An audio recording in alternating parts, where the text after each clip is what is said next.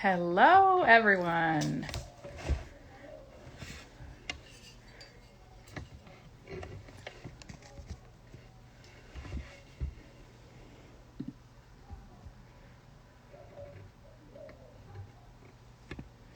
Hello, hello. Let's see. I always forget how to. There it is. Hi, everyone. Hey, Hello. how are you? Can you Good. hear How are you? can you hear me okay? I can. It's kind of going in and out a little bit. All right. Okay. How's that? Yeah, that's good. Hello, everyone. I see some people joining. All right. Today I'm so excited. Okay, I'm so excited to talk about this topic. Guys, this topic is amazing. It's like magic. How are you, Brianna? Good. Good, Doing very well. good. Guys, this is part two of our maximizing neuroplasticity. How do we promote brain changes? The first video was about principles of experience-dependent neuroplasticity. I got a brain fart there. This second one is about optimal theory. And when we hear like something theory, we think like, oh, it's gonna be so hard. Like sometimes, every time I see theories, like dynamic systems theory or like this theory, I'm like, no, it's gonna be so hard to understand. But trust me, guys, this theory is gonna be so easy to understand and so useful for you.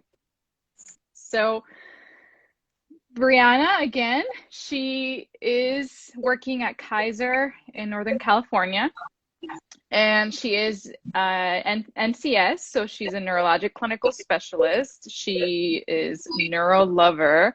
We exchange ideas, patient experiences. We like cheer each other up with our patients. So she's great. So she is bringing to the table a lot of knowledge, and I will let her lead, and then I'll jump in with like some little nuggets here and there, and let's dive in.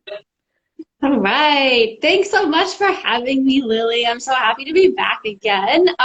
So like Lily said, today we're going to talk about the optimal theory. And Lily hit the nail on the head when she said it's not that hard to learn. It's like quick little easy things that we can implement. We just need to provide everyone with the tools for how to do it. So a little bit of background on the optimal theory. I kind of feel like the queens of the optimal theory are Gabrielle Wulf and Rebecca Lewthwaite. They started realizing that a lot of the motor learning research was lacking in how attention and motivation played a role in motor learning. And Gabrielle Wulf herself did a lot of the early research on it. But she also started to notice the benefits of what's called an external focus of control while she was teaching herself to windsurf. So she started to kind of put the pieces together little by little, and we'll explain a little bit later what an external focus of control means. But anyway, she first published her findings in 2007, and then she got together with Rebecca Lewthwaite, and they published their theory, the optimal theory, in 2016. So a lot of what we're going to talk about today comes from their paper in 2016. So the optimal theory itself stands for optimizing performance through intrinsic motivation and learning. So it's an acronym. And some of the basics, the science of the optimal theory, just basically means how motivational and attentional factors, how they contribute to performance and learning by strengthening what is known as goal-action coupling, strengthening dopamine and neuromodulation. When you pair the timing of learning with new skills with something that helps to drive dopamine release, you get better motor learning, and that's what we're striving for. So I just want to explain goal action coupling a little bit more because it can be kind of a wordy term. It just refers to maintaining focus on the goal or intended movement and preventing or reducing a focus on yourself or an off-task activity. So essentially, if we're thinking about the task goal itself, rather than our own bodies, it changes the way our brain executes the target movement. And some of these target movements can also be affected by like social, cultural, and even cognitive contexts that play a role in how we move. So for example, from a cultural context, like norms and stereotypes and just varying cultural values can affect our movements. From a social perspective, our movements are often public and observed by others, even if it's just, within our own household. That doesn't just necessarily mean like outside. People typically observe how we move. From a cognitive context, how we think about the movement also influences how the movement is executed. Choking under pressure versus like being in a state of flow where you're just automatically moving and not thinking about it. That's sometimes described as like artists when they're just painting or just executing whatever their art form is. They're just going. They're not really thinking about it. Even musicians when they're performing, they get into that state of flow and they just do. And one other aspect of the cognition is our self-confidence. If we don't believe in ourselves, it's going to be harder for us to do what it is we want to do. So I just want to jump in there. So listening to all of this, there's a lot of like Brianna said, social, cognitive, motivation. So that's what this theory is about. And here I have something just like, so you guys can like put it together when, let's say we experience, the like success of motivating, we like the social factors are, good while you're learning a movement or anything, it'll release dopamine. So this dopamine will help us learn the movement because dopamine is like the happy neurotransmitter, right? So when you pair the timing of learning a new skill with something that drives that dopamine and it's positive, it's motivating, and you release dopamine, you get improved learning. So this theory is all about motivation and success and all of that. So just wanted to kind of just say that so you guys can get a little pumped about this theory. Okay. Anything else you want to add before we go into the components of the optimal theory? No. All right. So I'm going to talk about next the first component of the optimal theory, which is enhanced expectancies. And there's three main components that we'll go over, and we'll provide some different examples of how we can implement this with our patients. So enhanced expectancies just refers to like providing positive circumstances or phrases that we say that helps heighten learners' anticipation of future performance success. It also can be things that we say before someone does something, so forward-directed anticipation or predictive beliefs about what we're going to do. And then we can also follow up with enhanced expectations after we complete a movement. And basically what it helps to do is just with that support and encouragement that we provide with our positive words, it helps to kind of prime our nervous system to get ready to complete the action. It also helps to promote self-efficacy, belief in ourselves, which engages our working memory, our long-term memory, different attentional and motivational networks that, just like Lily just said, helps to increase dopamine release and helps with that goal action coupling, strengthening the goal to the motor action to strengthen our neural connections for better learning of the movements that are involved in the task. We essentially just bias our nervous system toward what we're expecting is going to happen, which helps with what's called long-term potentiation. And I talked a little bit about this last week if anybody was listening. It just refers to the way our brain helps to encode stimuli that we receive for different tasks and actions, and just helps to kind of permanently encode it in our memory networks. And this helps to contribute to how we encode these past experiences to help affect our future learning by being able to pull back from those past experiences to help anticipate what we're going to do the next time we try to do that same task, which is called feed forward. You prepare, you anticipate what you're going to do based on the way you've done things in the past. Mm-hmm.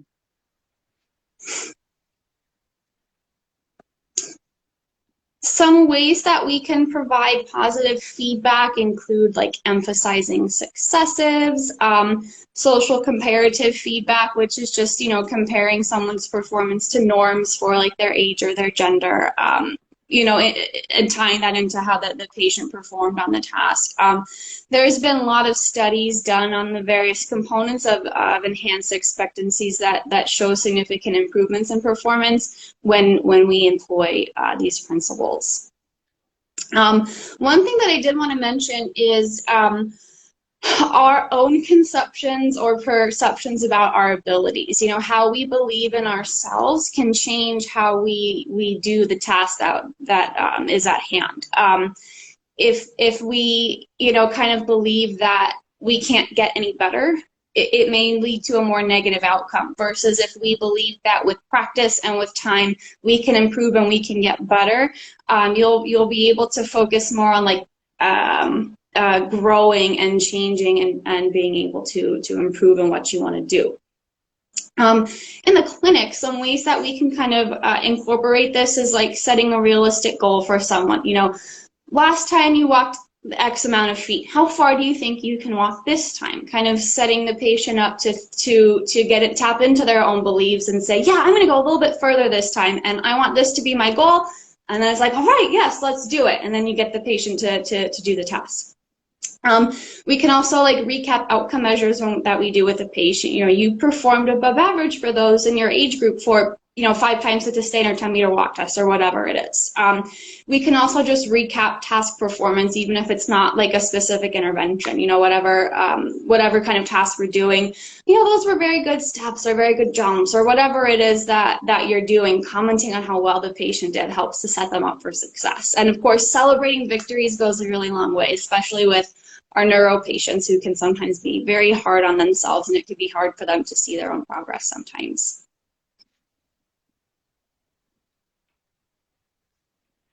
So I guess the only thing I would like to add, just kind of to summarize enhanced expectancies.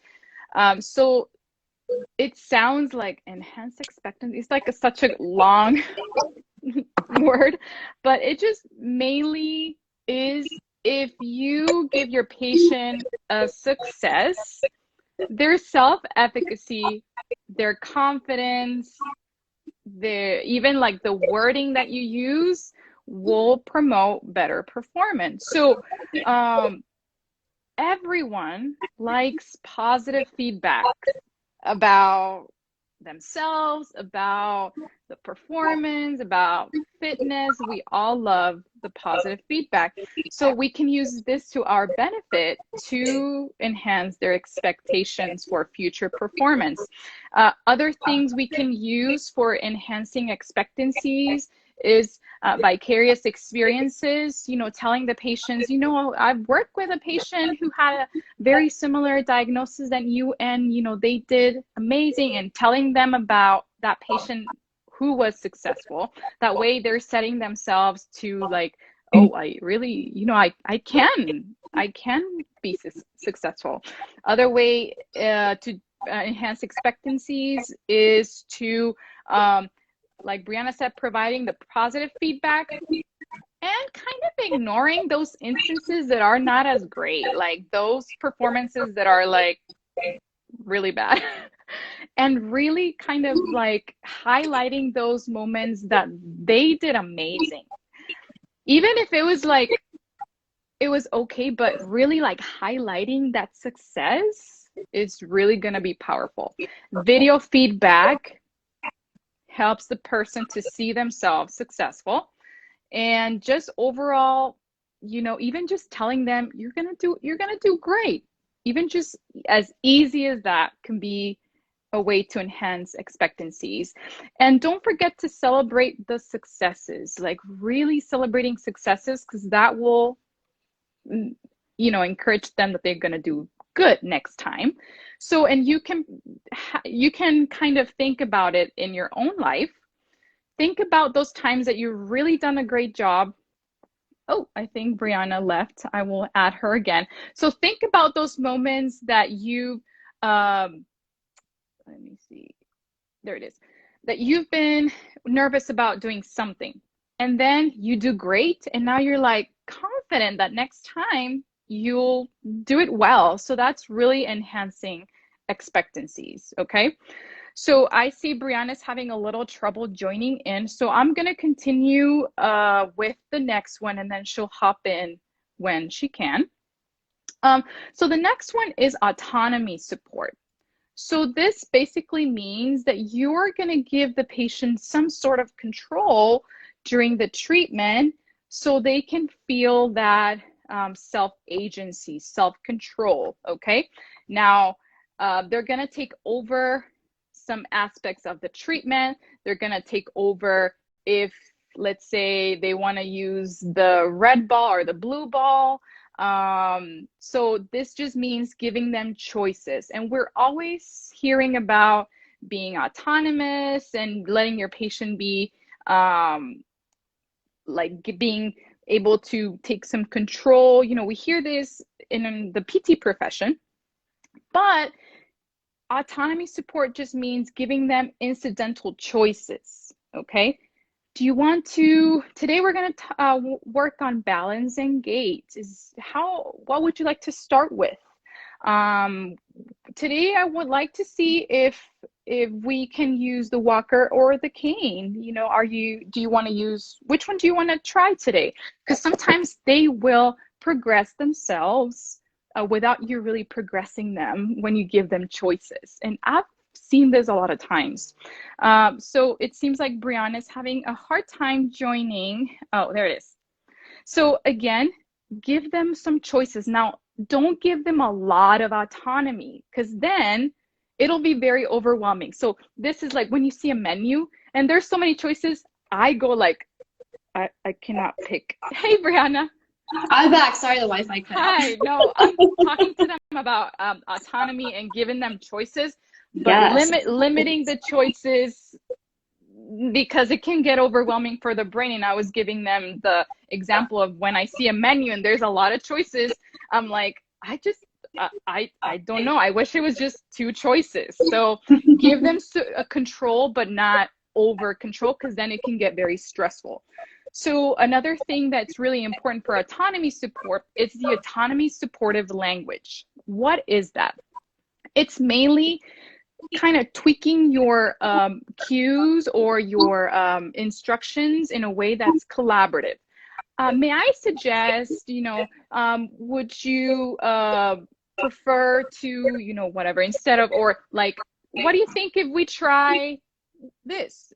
Give them, kind of tweak your questions and like your commands in a way that it opens up the opportunity for them to say no, instead of telling them, I want you to do this 100 times, or, now I want you to walk, or now I want you to, so autonomy supportive language is very important. And other examples is, let's say you're going to give them a tip. Oh, here's a hint, or, may I give you a tip? Or instead of, you need to do this, or I suggest we blah, blah, blah, instead of do this. So autonomy supportive language will be very important when you're working with your patient. Another way for autonomy support is telling your patient, we tend to do that, like take a break, take a break. Especially in rehab. So maybe letting them know, you tell me when you need a break, okay? Or let's say if we're gonna walk, I tell them a lot, like, we're gonna practice walking. Go ahead and walk as far as you can tolerate, and then when you're ready to take a break, just let me know. Instead of me telling them, oh, we're gonna walk to that cone. And then now they're limited. Now they are taking control of how far they're walking. They are in control. I'm just kind of there, right?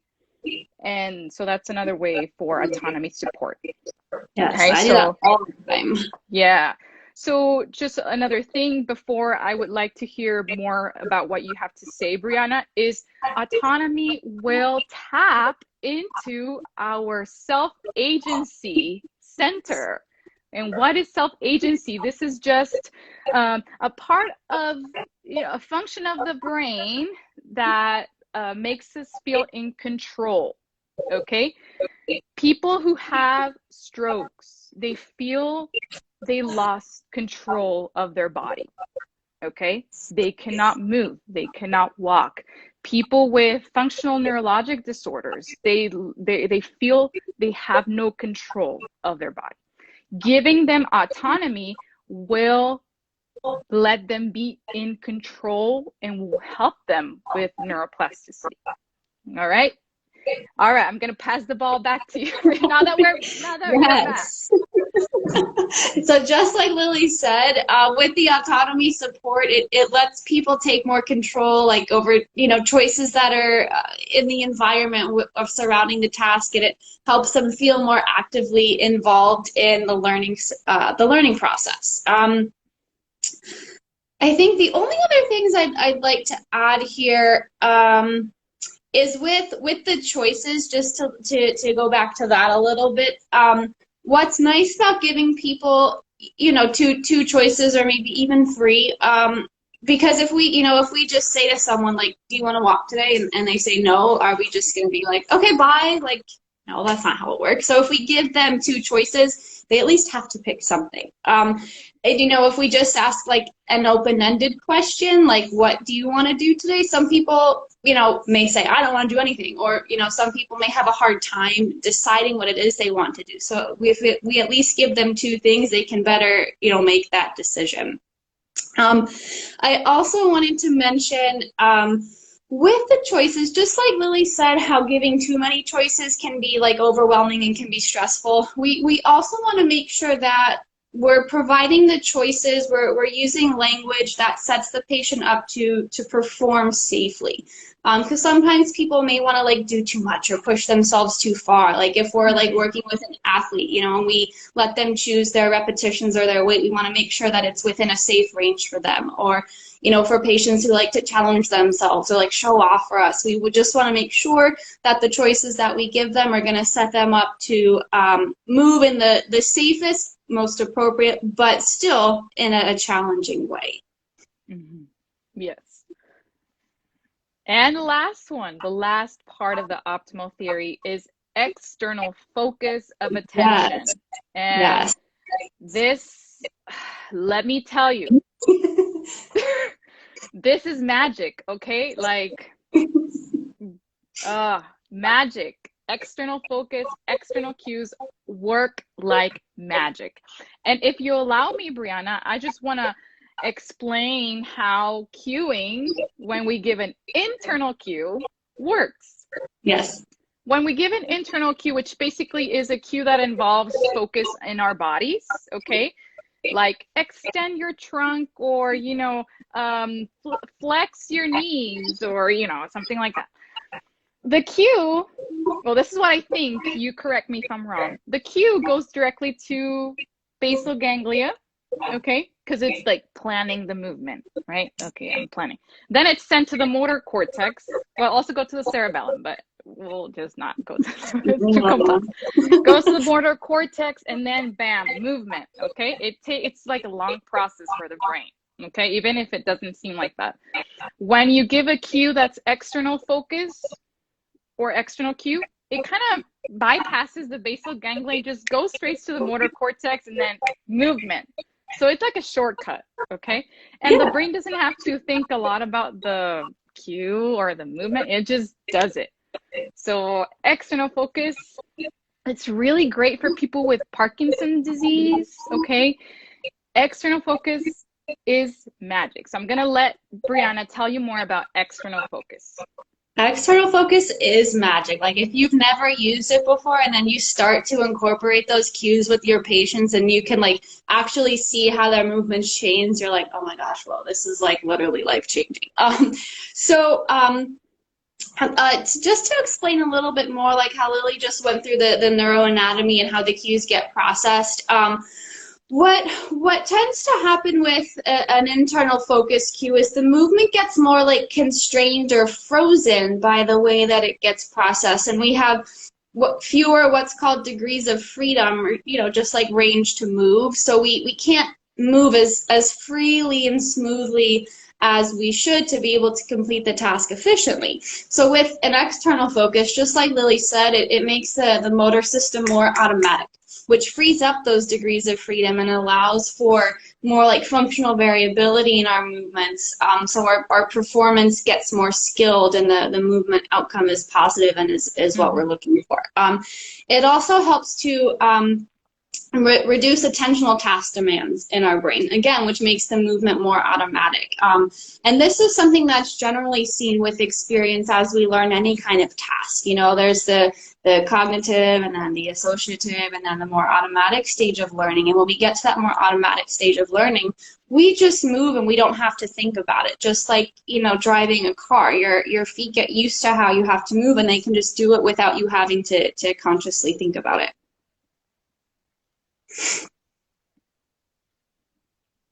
So what would be some examples so you guys can really put it together? What are some examples of external cue? All right, here we're going to give you some good ones, okay? All right. So one example for like athletes, like running, if you say claw the floor with your shoes instead of like move your legs and feet up and down and back as quickly as you can, if you can think about the words claw the floor with the shoes, there's no like body like terms in there. There's no legs or feet. So if you use terminology that's not associated with your actual physical body, that makes the cue more external. There's something called the distance effect, which means that the cues that we give and what part of the environment we're addressing, the further away it is from our body, the better effect it tends to have.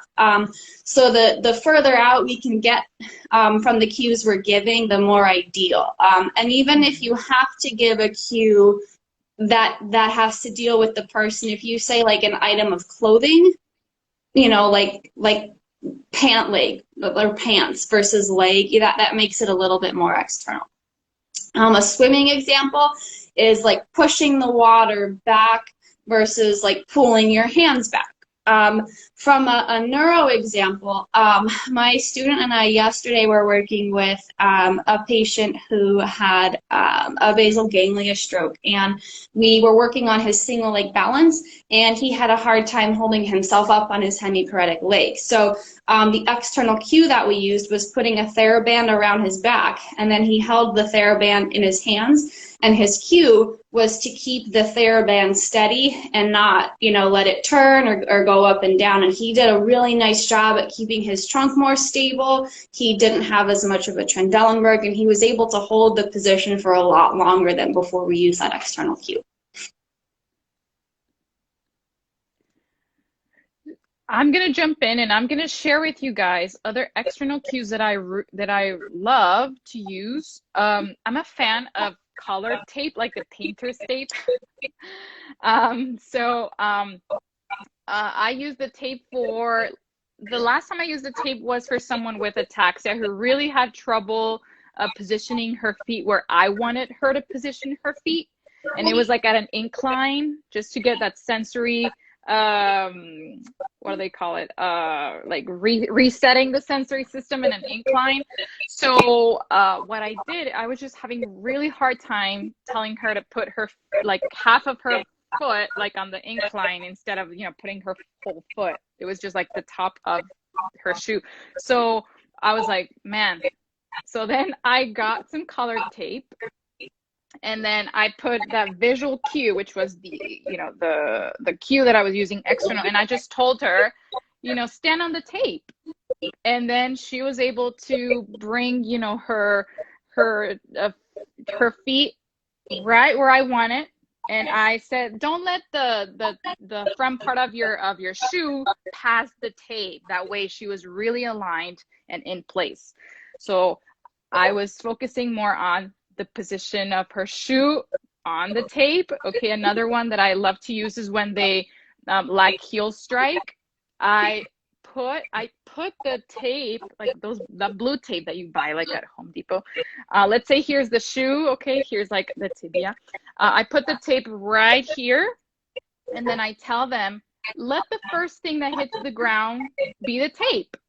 And now they are doing the heel strike. Okay, so another one that I use with someone with Wallenberg, he demonstrated that lateral pulsion to the left side.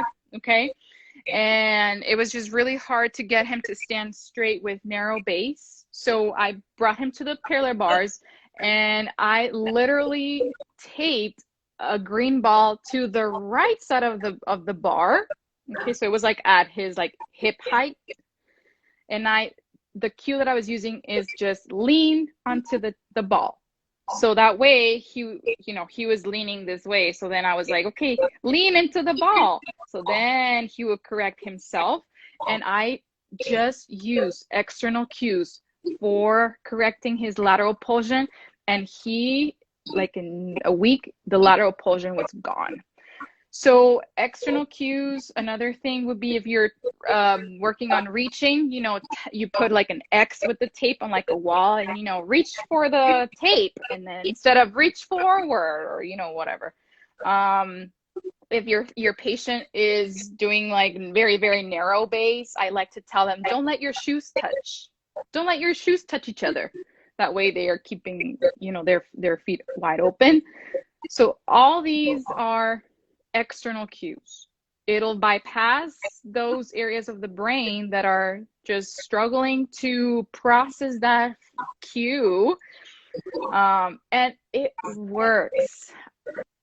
I want to share a personal example. I think I was practicing like a quad exercise. No, it was like a squat, a glute exercise. I don't remember.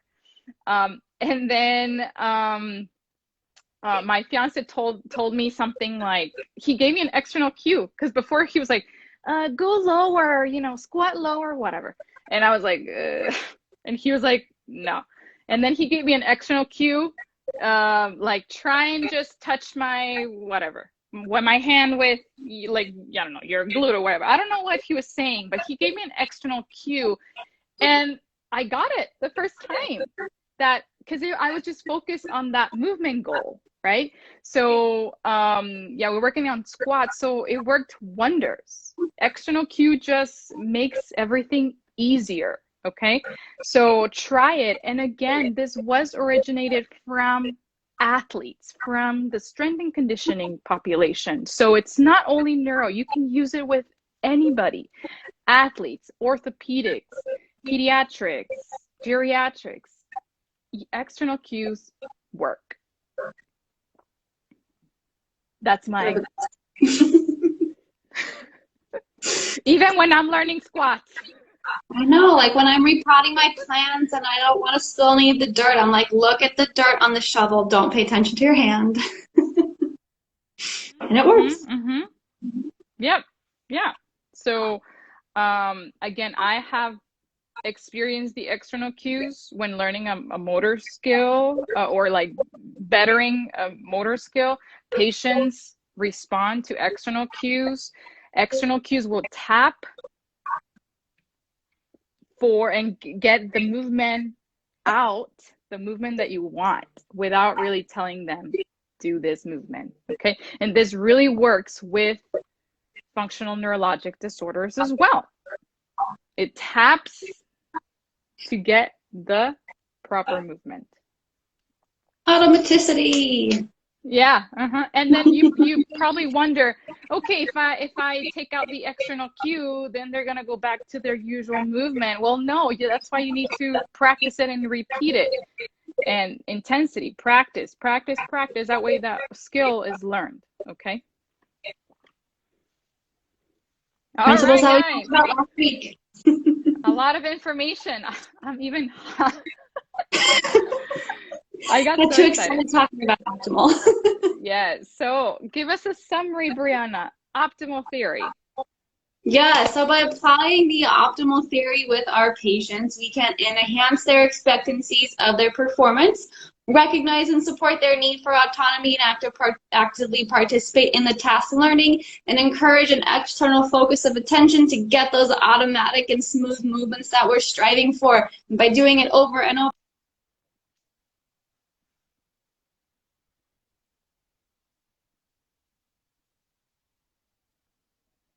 Uh-oh. I don't know if Brianna's here. Maybe her connection got delayed.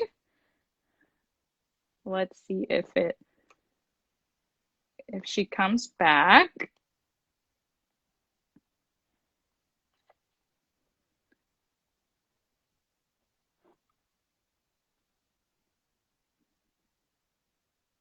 Oh, well, she had to leave. So again, summary.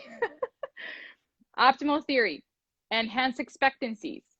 Promote success. Give them early experiences of success, okay? So they can feel successful. Self-efficacy improves, okay, or increase. Give them opportunity to be autonomous. Give them incidental choices, letting them pick some stuff that they're going to do during the treatment. You know, what would you like to, is there something in particular that you really want to practice today with me? You know, things like that. And external focus, we talked about something that's outside of your body, okay? Something that it's not related to your own internal focus. We want something that's outside of your body, okay? So if you want to read more about the optimal theory, I will be posting like the whole name of the article so you guys can access it. You just, you can put it in your search machine like Google. You put the name of the optimal article and then it'll come up. It's such a great article. It's a little long, but it's worth it. So that is optimal.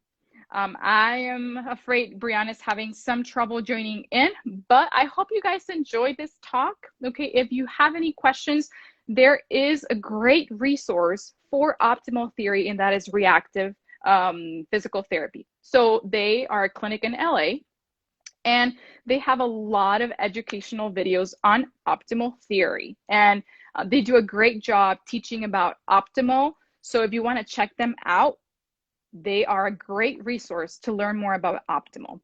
Optimal has become the way that I practice. Okay, optimal is like one of the like top 3 things that I always use, and it works. And so if you want more resources, you can contact me or Reactive. Amazing resources. And I really hope you guys enjoyed. Oh, there's Brianna. So let's see. Thank you guys for joining in. This will be posted as always. Oh, there you go. Yeah, I gave them the kicked out again. Oh, no, it's okay. I was just giving them a summary and just let them know that Reactive has great resources on optimal, and yeah, to check them out. So Brianna, thank you so much for joining us today. Once again, I already said it, but this video will be posted in the page for you to look at. It's a little long, I know, but it's a good resource for you to start kind of learning about this theory. So thank you so much for joining us, Bree. Yay! So guys, have a great afternoon. Thanks for learning with us, and I'll see you next time. Bye. Bye.